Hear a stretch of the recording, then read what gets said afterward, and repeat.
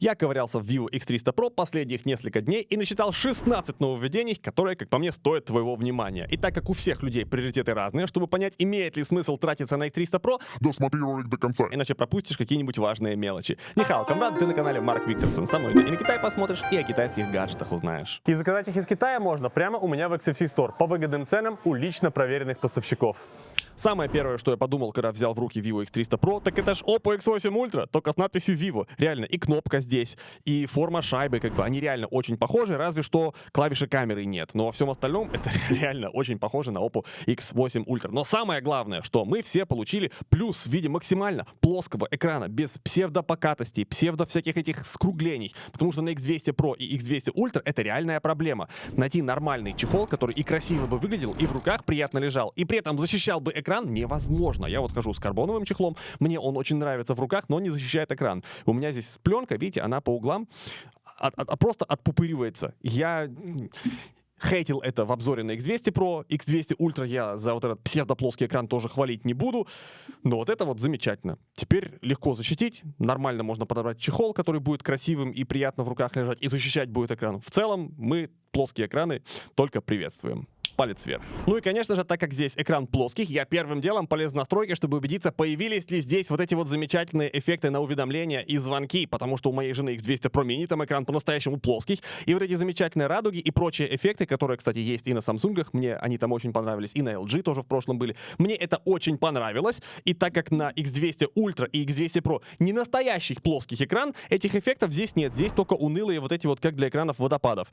Это очень стрёмно, это вообще не видно, а вот эти вот замечательные световые эффекты с радугой, это я приветствую. Вроде бы мелочь, а я от нее в эстетическом экстазе. Уверен, вам тоже понравится. Следующее обновление — это кнопка, и она здесь реально более функциональная, чем у любых других конкурентов из коробки, потому что она поддерживает не только длинное нажатие для, допустим, включения беззвучного режима, но и двойное нажатие. Даже iPhone так не умеет со своей кнопкой. Они просто со всем своим там Apple не допетрили, что у людей бывает потребность навесить более чем одно действие на кнопку. И здесь можно на двойное нажатие навесить одно действие, а на удержание кнопки повесить другое действие. Причем сам список этих самых действий довольно широкий. Можно хоть открытие приложения какого-нибудь повесить. Это реально очень удобно. И, конечно же, я и другие владельцы Vivasa этим пользоваться будут. Палец вверх. Следующая фишка номер 4 — это новые Always On дисплей и новые локскрины. И в то время как это реально смотрится прикольно, все мы понимаем, откуда ноги растут у этих циферблатов, которые типа заходят за объекты на переднем плане. Следование трендам такого плана — это, как по мне, позорно, тем более, что у Vivo есть свои собственные классные Always On дисплеи, свои собственные замечательные живые анимации, и это смотрится прикольно. Ну, в общем-то, если кому-то не нравится, можно просто не использовать. Больше настроек, не меньше настроек, и учитывая, что это все вопрос идентификации, там, персонализации, я бугуртить не буду, кому не нравится, можно просто не использовать. Но здорово, что трендовые варианты здесь тоже есть. Окей. А вот закос под Apple'овскую жидкую жопу везде и всюду, и это пятое нововведение, как по мне, самое позорное новшество. И дело даже не в том, что у Apple не самая удачная реализация прозрачности, а в том, что у китайцев за годы разработок выработался свой собственный индивидуальный язык дизайна, и они сейчас все, сломя голову, начали от него отказываться, потому что в тренде прозрачность. Как по мне, самым классным прозрачным дизайном в истории индустрии был Aero на Windows Vista. И сейчас все ломанулись не самый удачный дизайн от Apple копировать, вместо того, чтобы разрабатывать свою собственную, хотя бы отдаленно похожую на Windows Vista, да, версию прозрачности. Но слава богу, что на Vivo у нас, по сути, вот эта вот долбанная прозрачность только на шторках и на локскрине. И слава богу, что дальше это не пошло, иначе я бы не выдержал. Шестое нововведение затронуло интерфейс регулировки громкости, стало айфоноподобно, но в отличие от айфоновской полосочки, в эту можно тыкнуть пальцем, открыть дополнительные опции и смотреть свысока на владельцев айфонов, у которых дизайн делается всегда в ущерб функционалу. Далее по камерам. Вы сейчас ахнете, но седьмое нововведение, и это долгожданное отключение нейросетки, которая дорисовывала людям в расфокусе лица. Это смотрелось максимально кринжово, все срались с этого кирпичами, все хайповали на том, что Vivo — это король нейродресни. Тем не менее, лично на мой взгляд, это не было серьезной проблемой, потому что вот у меня за 2 года испорчено этой херью не больше 10 кадров. Тем не менее, этого больше в принципе теперь не будет, можно фоткать как хочешь, и это, конечно же, здорово. Официально объявляю, что король нейродресни на текущий момент — это Huawei.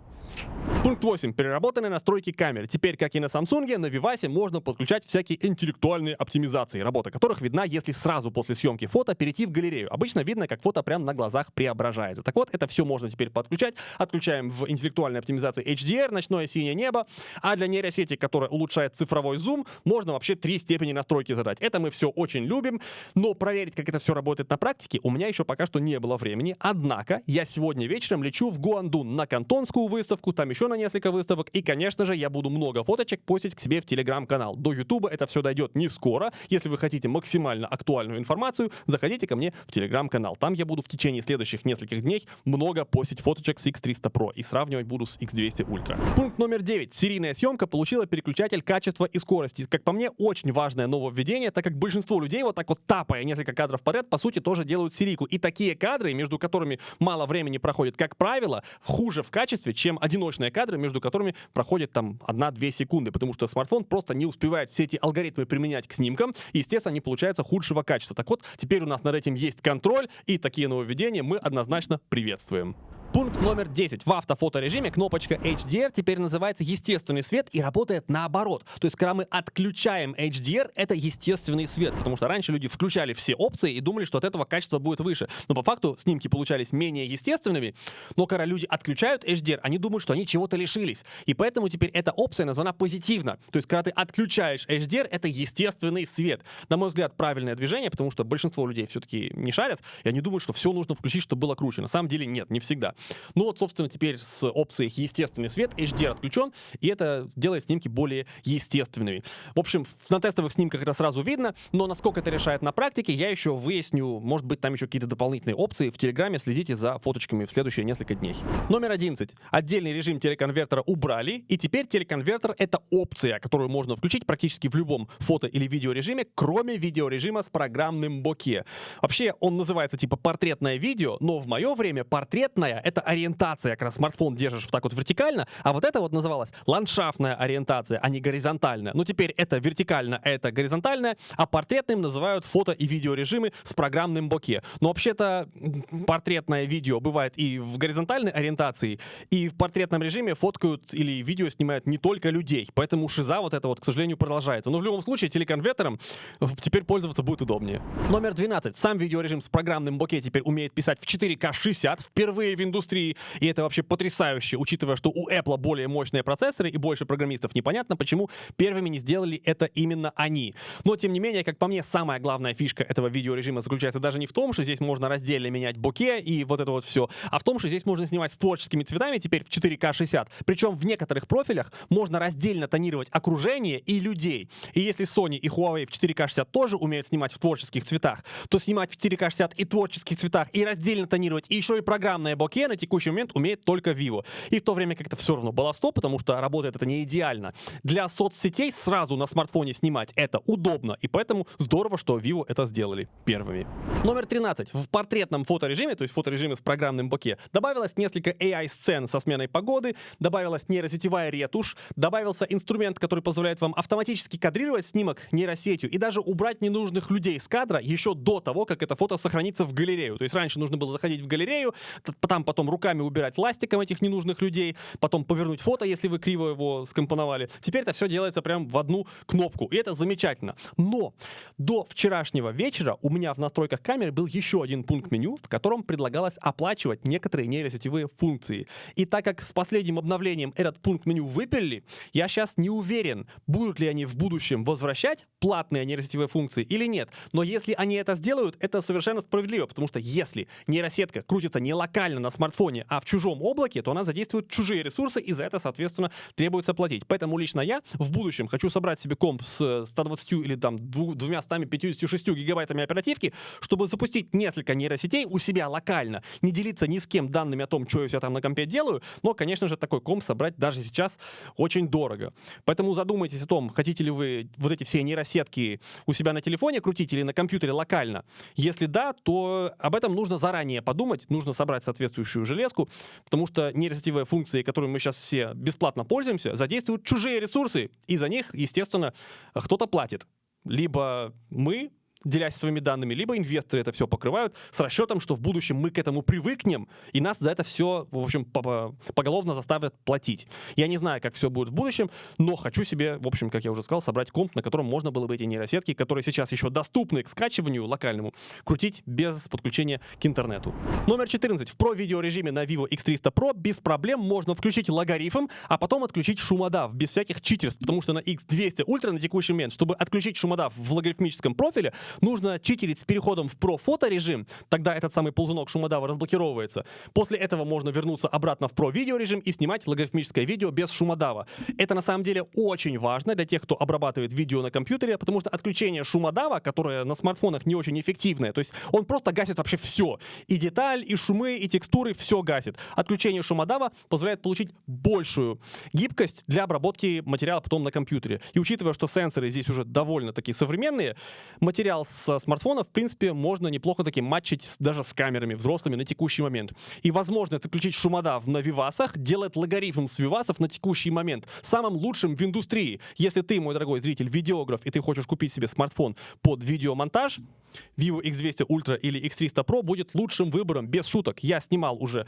сравнение, в котором Vivas за обе щеки надавал iPhone 16 Pro, у 17 такие же самые камеры, по сути, поэтому разницы никакой не будет. Вот этот вот Vivas, еще учитывая, что здесь есть возможность вот так вот полунажатием на клавишу камеры заблокировать фокус, ты вот так вот переносишь, отпускаешь клавишу, у тебя фокус уезжает куда тебе надо. Это просто ультимативная машина для видеосъемки. В общем, если ты видеограф, Vivo X200 Ultra и X300 Pro на текущий момент безальтернативны. Я еще отдельно сравню потом в каком-нибудь видео X300 Pro и X200 Ultra, чтобы показать, есть ли какая-то разница между ними, потому что на X200 Ultra есть DCG. На презентации X300 Pro про DCG ни слова не говорили, то есть динамический диапазон здесь, скорее всего, хуже. Но мы это еще выясним. Подписывайся на Telegram, потому что там я это все покажу до того, как оно попадет в YouTube. Номер 15. В авто и Pro видеорежимах теперь появилась новая опция Eco, которая позволяет записать большее количество видео до полной разрядки аккумулятора. Я уверен, что кому-нибудь это обязательно зайдет. Я лично не снимаю видео дольше там 10-15 минут одним дублем, но уверен, что многие на смартфоны записывают там от часа и больше, и поэтому определенно классное нововведение. Ну и последнее нововведение номер 16 заключается в том, что теперь снятое в логарифме видео можно покрасить в контрастное прямо в галерее специальным профилем. Раньше это делали через ползунки контраста, что естественно неправильно, потому что логарифм — это специальное видео, снятое по специальной формуле, и для того, чтобы его конвертировать без потерь в контрастное, нужно накладывать специальный LUT-профиль. Теперь это все прямо в галерее можно сделать буквально в одно нажатие, и это, конечно же, здорово, особенно для ситуации, когда чего-нибудь под монтаж снял, а друзья тебя, эти ребята такие, скинь, и чтобы не херить качество, можно просто его прям в одно нажатие покрасить и скинуть. Но так делать все-таки не рекомендуется, потому что в логарифме снимают не просто для того, чтобы его потом превратить в контрастное, а для того, чтобы придать ему определенный специфический там творческий вид, чтобы вытянуть там определенным образом тени, чтобы приглушить там определенные участки кадра. То есть это все делается для продвинутой работы с цветом. И делается, естественно, либо там на iPad в DaVinci в конце концов, либо на компе там в DaVinci в Premiere. То есть это все не для того, чтобы просто нажать на кнопочку и получился контраст. Это все делается именно для продвинутой работы с цветом. Тем не менее, то, что теперь это все делается на смартфоне в одно нажатие для таких вот ситуаций, когда нужно скинуть по-быстренькому, это, конечно же, здорово.